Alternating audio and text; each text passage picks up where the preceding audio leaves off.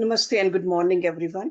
Let's start the prayers and then start the reading from Yoga Vishesh today. Today is Monday. Om Guru Brahma, Guru Vishnu, Guru Devo Maheshwara, Guru Sakshat Parbrahma, Tasmai Shri Guruve Namah. Om Bhurbhuva Swaha, Tatsavitra Varenayam, Bhargo Devasya Dhimahi, धियो यो नः प्रचोदयात् अस्तो मा सद्गम्य तमसो मा ज्योतिर्गम्य मृत्युर्मा अमृतं गम्य ओम सहना भवतु सहना भुनक्तु सवीर्यं कर्वावै तेजस्वी नावधीतमस्तु मा विद्विषावै ओम शांति शांति शांति. Let's open our books on Sthiti Prakarana and page number 300. सुर असुर युद्ध वर्णन. वशिष्ठ जी बोले, हे राम जी, जैसे समुद्र में लहरें उठकर और शब्द करके लीन होती हैं, वैसे ही ब्रह्मा कहकर जब अंतर्ध्यान हो गए, तब देवता अपनी वांछित दिशाओं को गए और कई दिन अपने स्थान में रहे. फिर अपने कल्याण के निमित्त उनके नाश करने को उठकर युद्ध को चले. प्रथम उन्होंने शंख बजाए, जिनसे प्रलय काल के मेघों के गर्जने के समान शब्द से सब स्थान पूर्ण हो गए. निदान पाताल छिद्र से शब्द सुनकर दैत्य निकले और आकाश मार्ग से देवता आए और युद्ध होने लगा. बर्छी, बाण, मुदगर, मूसल, गदा, चक्र, वज्र, पहाड़, वृक्ष, सर्प, अग्नि आदि शस्त्र अस्त्र परस्पर चलने लगे. चक्र, मूसल, त्रिशूल आदि शस्त्र ऐसे चले जैसे गंगा का प्रवाह चलता है. देवताओं और दैत्यों के समूह नष्ट होते गए, अंग फट गए, शीश भुजा कट गए, और जैसे समुद्र के उछलने से पृथ्वी जल से पूर्ण हो जाती है, वैसे ही रुधिर से पृथ्वी पूर्ण हो गई और आकाश दिशा में अग्नि का तेज ऐसा बढ़ गया जैसे प्रलय काल में द्वादश सूर्यों का तेज होता है. बड़े पहाड़ों की वर्षा होने लगी और रुधिर के प्रवाह में पहाड़ ऐसे भ्रमते फिरते थे जैसे समुद्र में तरंगे और भंवर घूमते हैं. हे राम जी, ऐसा युद्ध हुआ कि क्षण में पहाड़ और शस्त्र के प्रवाह, क्षण में सर्प, क्षण में गरुड़ दिखाई दें और अप्सरागण अंतरिक्ष में भासें, क्षण में जल में हो जाएं, क्षण में सब स्थान अग्नि से पूर्ण हो जाएं, क्षण में सूर्य का प्रकाश भासे और क्षण में हर ओर अंधकार भासे. महाभयानक युद्ध होने लगा. दैत्य आकाश में उड़ उड़कर युद्ध करें और देवता वज्र आदि शस्त्र चलाएं, और जैसे पंख से रहित पहाड़ गिरते हैं, वैसे ही दैत्यों के अनेक समूह गिरकर भूमि लोक में आ पड़े और उनमें किसी का सिर, किसी की भुजा, किसी के हाथ पैर कटे हैं. वृक्षों और पहाड़ों के समान उनके शरीर गिर गिर पड़े और देवता और दैत्य अनेक संकट को प्राप्त हुए. असुर हनन और पराजय. वशिष्ठ जी बोले, हे राम जी, देवताओं का धैर्य नष्ट हो गया और युद्ध त्याग कर अंतर्ध्यान हुए और 35 वर्ष के उपरांत फिर युद्ध करने लगे. कभी 5 या 7, कभी 8 दिन के उपरांत युद्ध करते थे और फिर छिप जाते थे. ऐसे विचार कर छल से ये उनके युद्ध करें, कभी दाम व्याल कट के निकट जाएं, कभी दाहिने कभी बाएं, कभी आगे कभी पीछे दौड़ने लगे और इधर उधर देखकर मारने लगे. इस प्रकार जब देवताओं ने बहुत उपाय किया, तब युद्ध के अभ्यास से दाम व्याल कट भी देवताओं के पीछे दौड़ने लगे, इधर उधर देखने लगे और अपने देह आदि में उनको अहंकार फुर आया. हे राम जी, जैसे निकटता से दर्पण में प्रतिबिंब पड़ता है, दूर का नहीं पड़ता, वैसे ही अतिशय अभ्यास से अहंकार फुर आता है, अन्यथा नहीं फुरता. जब अहंकार उनको फुरा, तब पदार्थों की वासना भी फुर आई और फिर यह फुरा कि हम दाम व्याल कट हैं, किसी प्रकार जीते रहें. इस इच्छा से वे दीन भाव को प्राप्त हुए और भय पाने लगे कि इस प्रकार हमारा नाश होगा, इस प्रकार हमारी रक्षा होगी. वही उपाय करें जिससे हम जीते रहें. इस प्रकार आशा की फांस में बंधे हुए वे दीन भाव को प्राप्त हुए और आपको देह मात्र में आस्था करने लगे कि हमारी देह रूपी लता स्थिर रहे, हम सुखी हों. इस प्रकार वासना संयुक्त हो और पूर्व का धैर्य त्याग कर वे जानने लगे कि ये हमारे शत्रु नाश करता हैं, इनसे किसी प्रकार बचें। उनका धैर्य नष्ट हो गया और जैसे जल बिना कमल की शोभा जाती रहती है, वैसे ही इनकी शोभा जाती रही। खाने पीने की वासना फुर आई और संसार की भयानक गति को प्राप्त हुए। तब वे आश्रय लेकर युद्ध करने लगे और ढाल आदि आगे रखे। वे अहंकार से ऐसे भयभीत हुए कि ये हमको मारते हैं, हम इनको मारते हैं। इस चिंता में इन सब के हृदय फंस गए और शनै शनै युद्ध करने लगे। जब देवता शस्त्र चलाएं तब वे बच जाएं और भयभीत होकर भागे। अहंकार के उदित होने से उनके मस्तक पर आपदा ने चरण रखा और वे महादीन हो गए और ऐसे हो गए कि यदि कोई उनके आगे आ पड़े तो भी उसको न मार सके। जैसे काष्ठ से रहित अग्नि क्षीर का भक्षण नहीं करती, वैसे ही वे निर्बल हो गए। उनके अंग काटे जाएं तो वे भाग जाएं और जैसे समान शूर युद्ध करते हैं, वैसे ही युद्ध करने लगे। हे राम जी, कहां तक कहूं, वे मरने से डरने लगे और युद्ध ना कर सके। तब देवता वज्र आदि से उन पर प्रहार करने लगे, जिनसे वे चूर्ण हो गए और भयभीत होकर भागे। निदान दैत्यों की सब सेना भागी और जो जो देश देशांतर से आए थे वे सब भी भागे। कोई किसी देश को, कोई किसी देश को, पहाड़ कंदरा और जल में चले गए और जहां जहां स्थान देखा वहां वहां चले गए। निदान जब दैत्य भयभीत होकर हारे और देवताओं की जीत हुई तो दैत्य भागकर पाताल में जा छिपे। दाम आदि जन्मांतर वर्णन। वशिष्ठ जी बोले, हे राम जी, तब देवता प्रसन्न हुए और देवताओं का भय पाकर दाम व्याल कट पताल में गए और संबर से भी डरे। संबर प्रलय काल की प्रज्वलित अग्नि का रूप था। उसका भय करके दाम व्याल कट सातवें पताल में गए और दैत्यों के मंडल को छेद कर जहां यम किंकर रहते हैं उसमें कुकुहा नाम होकर जा रहे। नरक रूपी समुद्र के पालक यम किंकर ने दया करके इनको बिठाया। जैसे पापी को चिंता प्राप्त होती है, वैसे ही इनको स्त्रियां प्राप्त हुई। उनके साथ सातवें पताल में रहे। फिर इनके पुत्र पौत्र आदि बड़ी संतानें हुई और उन्होंने सहस्र वर्ष व्यतीत किए। वहां उनको ये वासना दृढ़ हो गई कि ये मैं हूं, ये मेरी स्त्री है, और पुत्र कलत्र बांधवों में बहुत स्नेह हो गया। एक काल में वहां अपनी इच्छा से धर्मराज नरक के कुछ काम के लिए आए और उनको देखकर सब किंकर उठ खड़े हुए और प्रणाम किया। पर दाम व्याल कट ने, जो उनकी बढ़ाई न जानते थे, उन्हें किंकर समान जानकर प्रणाम ना किया। तब यमराज ने क्रोध किया और समझा कि ये दुष्ट मानी है, इनको दंड देना चाहिए। इस प्रकार विचार करके यम ने किंकरों को इंगित किया कि इनको परिवार संयुक्त अग्नि की खाई में डाल दो। ये सुन वे रुदन करने और पुकारने लगे, पर इनको उन्होंने आग में डाल दिया और परिवार संयुक्त नरक की अग्नि में वे ऐसे जले जैसे दवग्नि में पत्र टास फूल फल संयुक्त वृक्ष जल जाता है। तब मलिन वासना से वे क्रांत देश के राजा के धीवर हुए और जीवों की हिंसा करते रहे। जब धीवर का शरीर छूटा तब हाथी हुए, फिर चील हुए, फिर बगुले हुए, फिर त्रिगर्त देश में धीवर हुए और फिर बर्बर देश में मच्छर हुए और मगध देश में कीट हुए।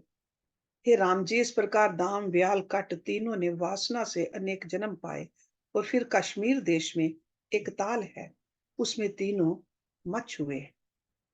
वन में अग्नि लगी थी, इसलिए उसका जल भी सूख गया है। अल्प जल उष्ण रहा है, उसमें रहते हैं और वहीं जल पीते हैं, मरते हैं ना जीते हैं। उनकी जो संपदा है उसको भी नहीं भोग सकते, चिंता से जलते हैं। हे राम जी, अज्ञान से जीव अनेक बार जन्मते हैं। जैसे समुद्र में तरंगे उपजती और मिटती हैं, जल के भंवर में तृण भ्रमता है, वैसे ही वासना भ्रम से वे फिरते रहे, अब तक उनको शांति नहीं प्राप्त हुई।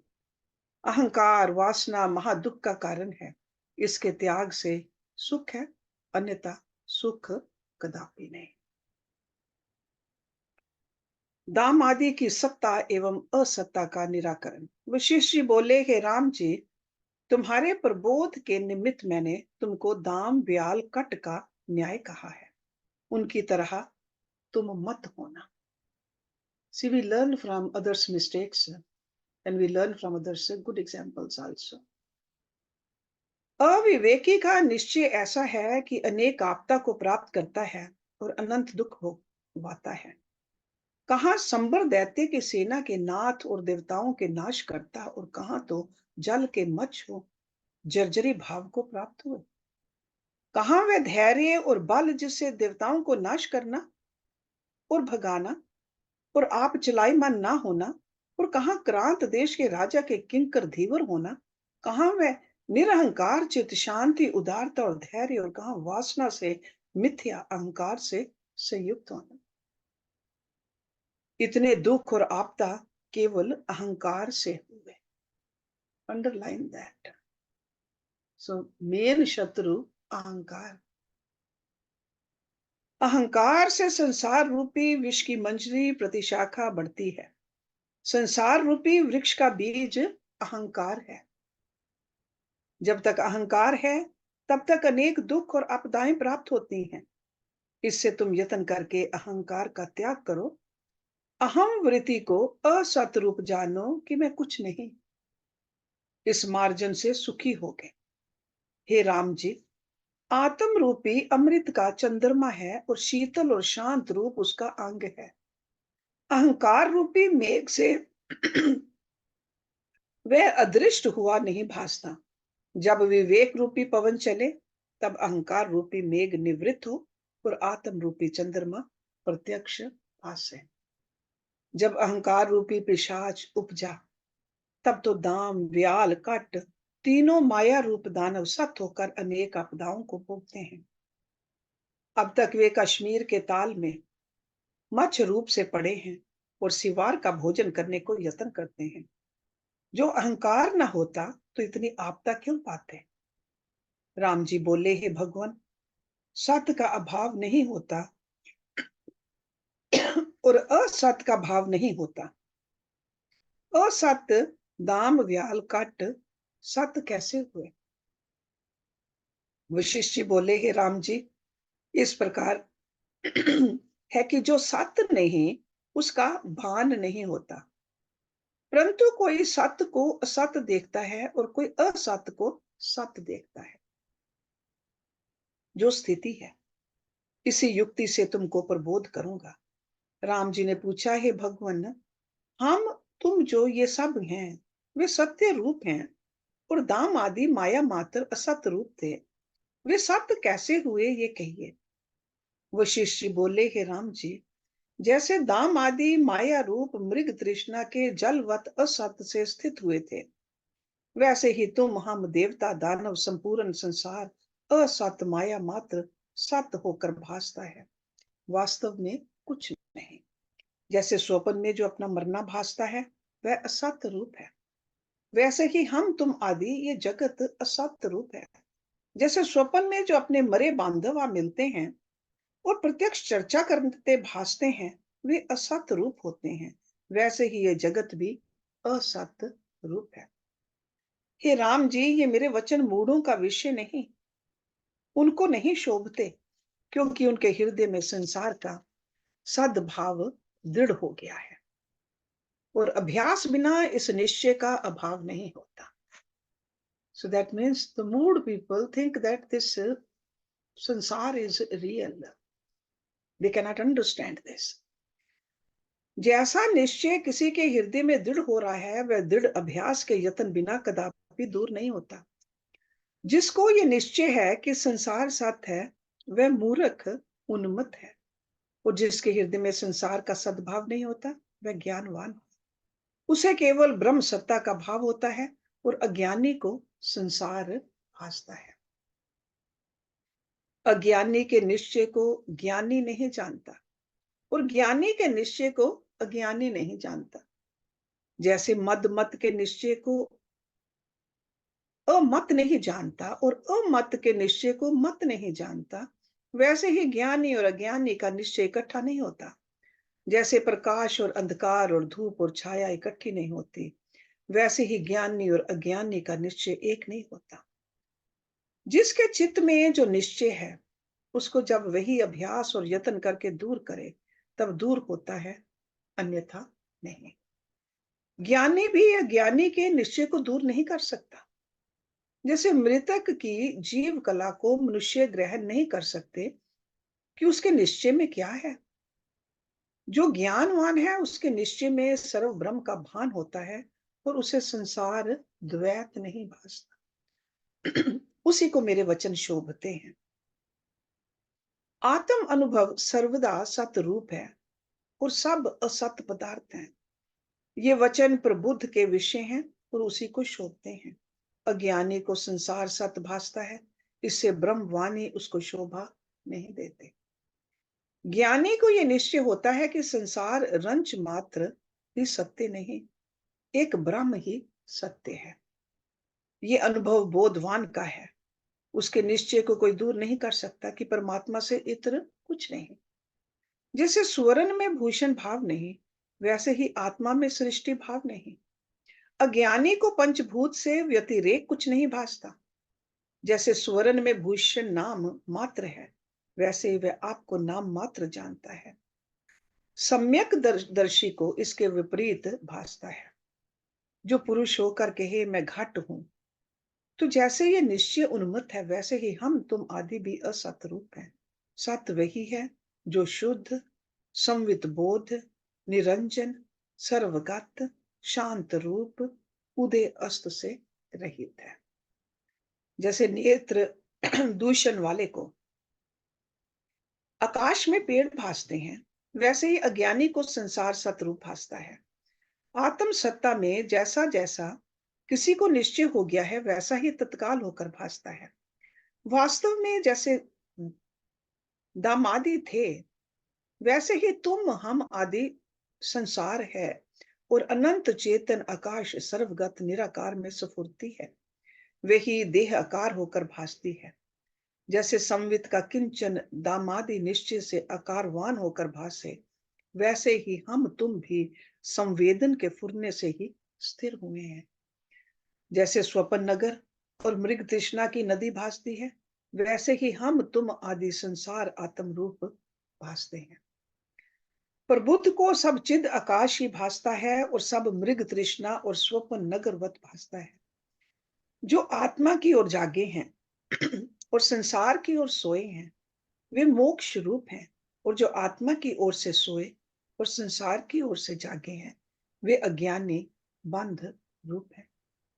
पर वास्तव में ना कोई सोए है, ना जागे है, ना बंधे हैं, ना मुक्त है।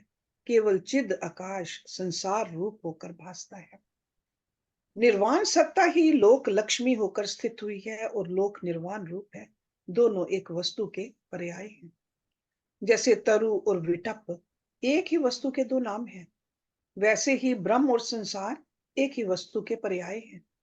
जैसे आकाश में वृक्ष भासते हैं और है नहीं, केवल आकाश ही है, वैसे ही अज्ञानी को ब्रह्म में जो संसार भासते हैं, वे है नहीं, ब्रह्म ही है। जैसे नेत्र में तिमिर रोग वाले को जो तरुवर भासते हैं, वे नेत्र रोग से भिन्न नहीं, वैसे ही अज्ञानी को अपना आप चिदाकाश ही अन्य रूप होकर भासता है।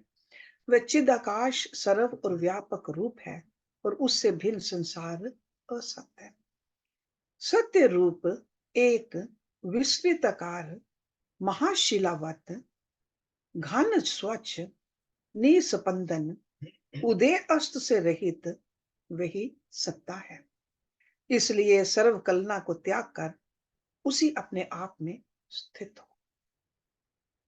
राम जी ने पूछा, हे भगवान, असत सत्य की भांति होकर जो स्थित हुआ है, वह बालक को अपनी परछाई में वेतालवत भासता है। वह जैसे हुआ वैसे हुआ। आप ये कहिए कि दाम व्याल कट के दुख का अंत कैसे होगा। वशिष्ठ जी बोले, हे राम जी, जब उनको यमराज ने अग्नि में भस्म कराया, तब यमराज से किंकरों ने पूछा कि हे प्रभु, इनका उद्धार कब होगा। तब यमराज ने कहा, हे किंकरों, अब ये तीनों आपस में बिछुड़ जाएंगे और अपनी संपूर्ण कथा सुनेंगे, तब निसंदेह होकर मुक्त होंगे। यही नीति है। राम जी ने पूछा, हे भगवान, वे वृतांत कहाँ सुनेंगे, कब सुनेंगे और कौन निरूपण करेगा। वशिष्ठ जी बोले, हे राम जी, कश्मीर देश में कमलों से पूर्ण एक बड़ा तालाब है और उसके निकट एक छोटी तलैया है। उसमें वे चिर पर्यंत बारंबार मच्छ होंगे और मच्छ का शरीर त्याग करके सारस पक्षी होकर कमलों के ताल पर रहकर कमल कमलनी और उत्पल आदि फूलों में विचरेंगे और सुगंध को लेते चिरकाल व्यतीत करेंगे। दैव संयोग से उनके पाप नष्ट होंगे और बुद्धि निर्मल होगी। तब तीनों आपस में बिछुड़ जाएंगे और युक्ति से मुक्ति पाएंगे। जैसे राजस तामस सात्विक गुण आपस में सफेचित बिछुड़ जाते हैं, वैसे ही वे भी सफेचित बिछुड़ जाएंगे। कश्मीर देश में एक पर्वत है, उसके शिखर पर एक नगर बसेगा जिसका नाम प्रद्युम्न होगा, और उस शिखर पर कमलों से पूर्ण एक तालाब होगा जहां राजा का एक स्थान होगा और ईशान कोण की ओर उसका मंदिर होगा। उस मंदिर के छिद्र में व्याल नामक दैत्य आल्य बना चिड़िया होकर रहेगा और निरर्थक शब्द करेगा। उस काल में श्री शंकर नामक राजा गुण और भूति से संपन्न मानो दूसरा इंद्र होगा, और उसके मंदिर के छत की कड़ी के छिद्र में दाम नामक दैत्य मच्छर होकर भन भनाता विचरेगा। कट नामक दैत्य वहां क्रीड़ा का पक्षी होगा और रत्नों से जड़े हुए पिंजड़े में रहेगा। उस राजा का नरसिंह नामक मंत्री बड़ा बुद्धिमान होगा। जैसे हाथ में आंवला होता है, वैसे उस मंत्री को बंधन और मुक्ति का ज्ञान प्रसिद्ध होगा। वह मंत्री राजा के आगे दाम व्याल कट की कथा श्लोकबद्ध कहेगा। तब वह कर्क कर नामक पक्षी अर्थात कट दैत्य को पिंजड़े में सुनने से अपना सब वृतांत स्मरण होगा और उसको विचारेगा। तब उसका मिथ्या अहंकार शांत होगा और वह परम निर्वाण सत्ता को प्राप्त होगा। इसी प्रकार राजा के मंदिर में चिड़िया हुआ व्याल नामक दैत्य भी सुनकर परम निर्वाण सत्ता को प्राप्त होगा, और लकड़ी के छिद्र में मच्छर हुआ दाम नामक दैत्य भी मुक्त होगा। हे राम जी, ये संपूर्ण क्रम मैंने तुमसे कहा है। ये संसार भ्रम माया में है और अत्यंत प्रकाश रूप भासता है, पर महाशून्य और अविचार सिद्ध है। विचार करके ज्ञान होने से शांत हो जाता है, जैसे मृग तृष्णा का जल भली प्रकार देखने से शांत हो जाता है। यद्यपि अज्ञानी बड़े पद को प्राप्त हो है, तो भी मुंह से नीचे चला जाता है। जैसे दाम ब्याल कट महाजाल में पड़े थे, कहां तो वह बल की भौं टेढ़ी करने से सुमेरु और मंदराचल से पर्वत गिर जाएं, और कहां राजा के गृह में काष्ठ के छिद्र में मच्छर हुए। कहां वह बल जिसके हाथ की चपेट से सूर्य और चंद्र गिर पड़े, और कहां प्रद्युम्न पहाड़ के गृह छिद्र में चिड़िया होना। कहां वह बल जो सुमेरु पर्वत को पीले फूल की भांति लीला करके उठा लेना, और कहां पहाड़ के शिखर पर गृह में पक्षी होना। एक अज्ञान रूपी अहंकार से इतनी लघुता को जीव प्राप्त होते हैं और अज्ञान से संचित हुए मिथ्या भ्रम देखते हैं। प्रकाश रूप चिद आकाश सत बिना इनको भासता है, और अपनी वासना की कल्पना से संसार सत रूप भासता है। जैसे मृग तृष्णा का जल भ्रम से सत भासता है, वैसे ही अपनी कल्पना से संसार सत भासता है। इस भवसागर को कोई नहीं तर सकता। जो पुरुष शास्त्र के विचार द्वारा वासना मुक्त हुआ है, और जो संसार निरूपण शास्त्र का जिसका प्रकाश रूप शब्द है आश्रय करता है, वह संसार के पदार्थों को शुभ रूप जानता है, इससे नीचे गिरता है, जैसे कोई गड्ढे को जल रूप जानकर स्नान के निमित्त जाए और गिर पड़े। हे राम जी, अपने अनुभव रूपी प्रसिद्ध मार्ग में जो प्राप्त हुए हैं, उनका नाश नहीं होता। वे सुख से स्वच्छंद चले जाते हैं, जैसे पथिक सीधे मार्ग में चला जाता है। ब्रह्मांड निरूपक शास्त्र निर्वेद मार्ग है और संसार निरूपक शास्त्र दुखदायक मार्ग है। ये संसार असत रूप और भ्रांति मात्र है, जिसकी बुद्धि इसी में है कि ये पदार्थ और ये सुख मुझको प्राप्त हो। वे इस प्रकार संसार के विषय की तृष्णा करते हैं और अभागी हैं, और जो ज्ञानवान पुरुष हैं उनको संसार घास और तृण की तरह तुच्छ भासता है। जिस पुरुष के हृदय में परमात्मा का चमत्कार हुआ है, वह इस ब्रह्मांड खंड, लोक और लोकपालों को तृणवत देखता है।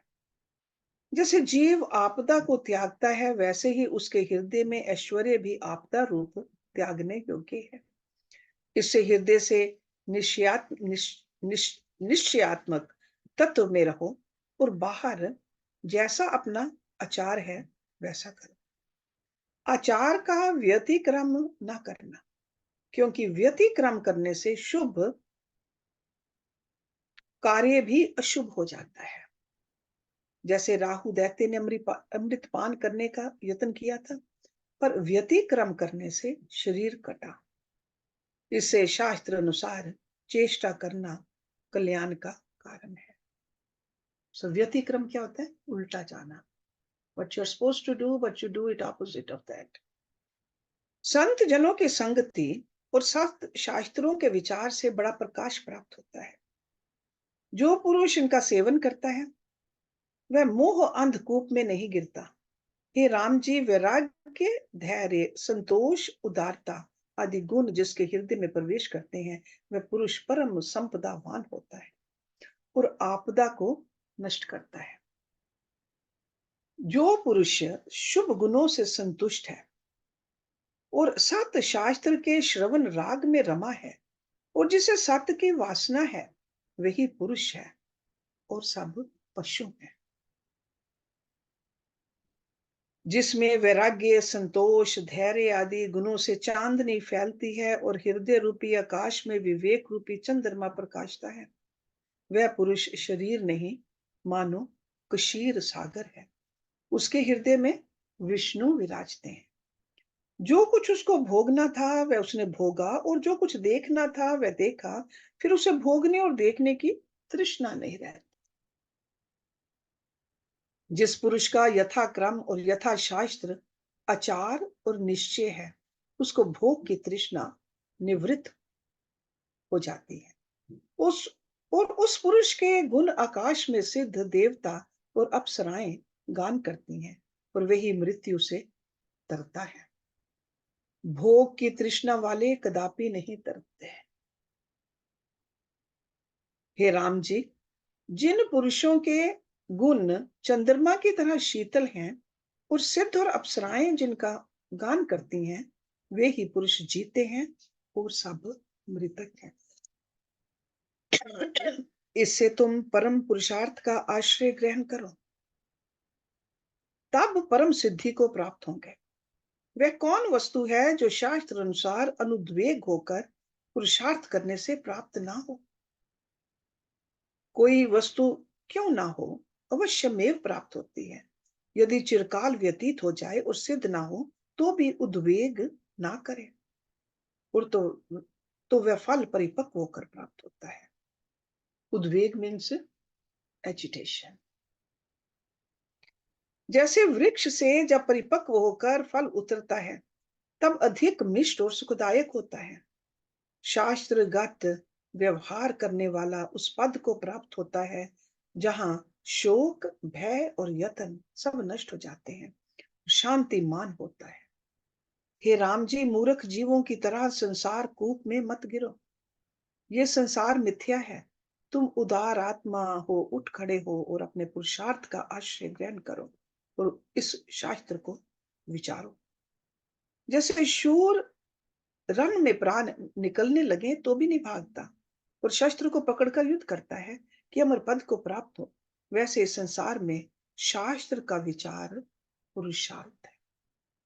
यही पुरुषार्थ करो और शास्त्र को विचारो कि कर्तव्य क्या है। जो विचार से रहित है वह दुर्भागी, दीनता और अशुभ को प्राप्त होता है। महामोह रूपी घन निद्रा को त्याग करके जागो और पुरुषार्थ को अंगीकृत करो, जो जरा मृत्यु के मोक्ष का कारण है, और जो कुछ अर्थ है वह सब अनर्थ रूप है। भोग सब रोग के समान है और संपदाएं सब आपदा रूप हैं। ये सब त्यागने योग्य हैं। इसलिए सन्मार्ग को अंगीकृत करके अपने प्रकृत आचार में विचरो और शास्त्र और लोक मर्यादा के अनुसार व्यवहार करो, क्योंकि शास्त्र अनुसार कर्म का करना सुखदायक होता है। जिस पुरुष का व्यवहार शास्त्र अनुसार है, उसका संसार दुख नष्ट हो जाता है और आयु, यश, गुण और लक्ष्मी की वृद्धि होती है। जैसे वो संत ऋतु की मंजरी प्रफुल्लित होती है, वैसे ही वह प्रफुल्लित होता है। So that means live a life according to the scriptures. पर इसलिए scriptures अगर पढ़े नहीं, how will we know how to do, how to follow them? अहंकार का बंधन, मुक्ति प्राप्ति वर्णन। वशिष्ठ जी बोले, हे राम जी, सर्व दुख का देने वाला और सब सुख का फल सब ठौर सब काल में सबको अपने कर्म के अनुसार होता है। एक दिन नंदीगण ने एक सरोवर पर जाकर सदाशिव का आराधन किया और सदाशिव प्रसन्न हुए तो उसने मृत्यु को जीता। प्रथम नंदी था, अतः नंदीगण नाम हुआ और अपने स्वभाव से यत्न करके मित्र बांधव सबको सुख देने वाला हुआ। शास्त्र अनुसार यत्न करने से दैत्य क्रम से देवताओं को जो सबसे उत्कृष्ट है मारते हैं। मरुत राजा के यज्ञ में संवृत नामक एक महर्षि आया और उसने देवता, दैत्य, मनुष्य आदि अपनी सृष्टि अपने पुरुषार्थ से रचे। मनु दूसरा ब्रह्मा था और विश्वामित्र ने बारंबार तप किया और तप की अधिकता और अपने ही शुद्ध आचार से राज ऋषि से ब्रह्म ऋषि हुए। हे राम जी, उपमन्यु नामक एक दुर्भागी ब्राह्मण था और उसको अपने गृह में भोजन की सामग्री न प्राप्त होती थी। निदान एक दिन उसने एक गृहस्थ के घर पिता के साथ दूध, चावल और शर्करा सहित भोजन किया और अपने गृह में पिता से कहने लगा, मुझको वही भोजन दो जो खाया था। पिता ने सावा के चावल और आटे का दूध घोल के दिया और जब उसने भोजन किया तब वैसा स्वाद ना लगा, तो फिर पिता से बोला कि मुझको वही भोजन दो जो वहां पर खाया था। पिता ने कहा, हे पुत्र, वह भोजन हमारे पास नहीं है, सदाशिव के पास है। जो वे दें तो हम खाएं। तब वह ब्राह्मण सदाशिव की उपासना करने लगा और ऐसा तप किया कि शरीर अस्थि मात्र हो रहा और रक्त मांस सब सूख गया। तब शिव जी ने प्रसन्न होकर दर्शन दिया और कहा, हे ब्राह्मण, जो तुमको इच्छा है वह वर मांगो। ब्राह्मण ने कहा, दूध और चावल दो। तब सदाशिव ने कहा, दूध और चावल क्या, कुछ और मांग, पर जो तूने कहा है तो यही भोजन किया कर। तब उसको वही भोजन प्राप्त हुआ और शिव जी ने कहा, अब जब तू चिंतन करेगा तब मैं दर्शन दूंगा। हे राम जी, ये भी अपना पुरुषार्थ हुआ। काल त्रिलोक का पालन करने वाले विष्णु का भी तृण की तरह मर्दन करता है, पर उस काल को श्वेत ने उद्यम करके जीता है। सवित्री का भर्ता मृतक हुआ था, पर वह पतिव्रता थी। उसने स्तुति और नमस्कार करके यम को प्रसन्न किया और भर्ता को परलोक से ले आई। ये भी अपना ही पुरुषार्थ है। श्वेत नामक एक ऋषिश्वर था। उसने अपने पुरुषार्थ से काल को जीतकर मृत्युंजय नाम पाया। इससे ऐसा कोई पदार्थ नहीं जो यथाशास्त्र उद्यम करने से प्राप्त ना हो। अपने पुरुष पर्यंत का त्याग ना करना चाहिए। इससे सुख, फल और सर्व की प्राप्ति होती है। जो अविनाशी सुख की इच्छा हो तो आत्मबोध का अभ्यास करो। जो कुछ संसार के सुख हैं वे दुख से मिले हुए हैं और आत्म सुख सब दुख का नाश करता है। किसी दुख से नहीं मिला, वास्तविक कहिए। Pretty deep philosophy to think about. So संसार के जितने भी सुख हैं दुख में मिले हुए हैं। आत्म सुख सब दुख का नाश करता है। सम असम सर्व ब्रह्म ही है, तो भी सम परम कल्याण का करता है। इससे अभिमान का त्याग करके सम का आश्रय करो और निरंतर बुद्धि से विचार करो। जब यत्न करके संतों का संग करोगे तब परम पद को प्राप्त होगे। हे राम जी, संसार समुद्र के पार करने का ऐसा समर्थ कोई तप नहीं और ना तीर्थ है। जीव सामान्य शास्त्रों से भी नहीं तर सकता, केवल संत जनों के संग से भवसागर के सुख से तरता है। जिस पुरुष के लोभ, मोह, क्रोध आदि विकार प्रतिदिन क्षीण होते जाते हैं और यथाशास्त्र जिसके कर्म हैं, ऐसे पुरुष को संत और आचार्य कहते हैं। उसकी संगति संसार के पाप कर्मों से निवृत्त करती है और शुभ में लगाती है। आत्मवेता पुरुष की संगति से बुद्धि में संसार का अत्यंत अभाव हो जाता है। जब दृश्य का अभाव हुआ, तब आत्मा शेष रहती है। इस क्रम से जीव का जीवत्व भाव निवृत्त हो जाता है और बोध तत्व शेष रहता है। संसार न उत्पन्न हुआ है, न आगे होगा और न अब वर्तमान में है। इस प्रकार मैंने तुमसे अनंत युक्तियों से कहा है और कहूंगा। ज्ञानवान को सर्वदा ऐसा ही मनन होता है। अचल चिद आत्मा में चंचल चित फुरा है और उसी ने संसार आभास रचा है। जैसे जैसे वह फुरता है, वैसे ही वैसे भासता है और वास्तव में कुछ नहीं। जैसे सूर्य और किरणों में कुछ भेद नहीं, वैसे ही संसार और आत्मा में कुछ भेद नहीं। अहम रूप आत्मा में आपको ना जानना ही आत्माकाश में मेघ रूपी मलिनता है। जब परमार्थ में अहम भाव को जानेगा, तब अनात्म में अहम भाव लीन हो जाएगा और तभी चिद आकाश से जीव की अत्यंत एकता होगी। जैसे घट के फूटने से घट आकाश की महाकाश से एकता होती है। निश्चय करके जानो कि अहम आदि दृश्य वास्तव में कुछ नहीं, विचार करने से नहीं रहता। जैसे बालक की परछाई में पिशाच भासता है, वह भ्रांति मात्र होता है, वैसे ही वह संसार भ्रांति सिद्ध है, अपनी कल्पना से भासता है और दुखदायक होता है, पर विचार करने से नष्ट हो जाता है। हे राम जी, आत्म रूपी शशि सदा प्रकाशित है और अहंकार रूपी मेघ उसके आगे आता है। उससे परमार्थ बुद्धि रूप ने कमलने विकास को नहीं प्राप्त होती। अतः विवेक रूपी वायु से उसको नष्ट करो। नरक, स्वर्ग, बंध, मोक्ष, तृष्णा, ग्रहण, त्याग आदि सब अहंकार से फुरते हैं। हृदय रूपी आकाश में अहंकार रूपी मेघ जब तक गरजता है और वर्षा करता है, तब तक तृष्णा रूप निकंटक मंजरी बढ़ती जाती है। जब तक अहंकार रूपी मेघ आत्मा रूपी सूर्य को अवर्ण करता है, तब तक जड़ता और अंधकार है और प्रकाश उदित नहीं होता। अहंकार रूप वृक्ष की अनंत शाखाएं फैलती हैं। अहम, मम आदि विस्तार अनेक अर्थों को प्राप्त करता है। जो कुछ संसार में सुख दुख आदि प्राप्त होता है, वह सब अहंकार से प्राप्त होता है। संसार रूपी चक्र की अहंकार नाभि है, जिससे वह भ्रमता है। अहम मम रूपी चीज से अनेक जन्म रूपी वृक्ष की परंपरा का उदय और क्षय होता है, जो कभी समाप्त नहीं होती। इससे यत्न करके इसका नाश करो। जब तक अहंकार रूपी अंधकार है, तब तक चिंता रूपनी पिशाचनी विचरती है और अहंकार रूपी पिशाच ने जिसको ग्रहण किया है, उस नीच पुरुष को मंत्र तंत्र भी दीनता से छुड़ा नहीं सकते। राम जी ने पूछा, है भगवान, निर्मल चिन्ह मात्र आत्म सत्ता जो अपने आप में स्थित है, उसमें अहंकार रूप में मलिनता कहां से प्रतिबिंबित हुई? वशिष्ठ जी बोले, हे रघुवर, अहंकार चमत्कार जो भासता है वह वास्तविक धर्म नहीं, मिथ्या है।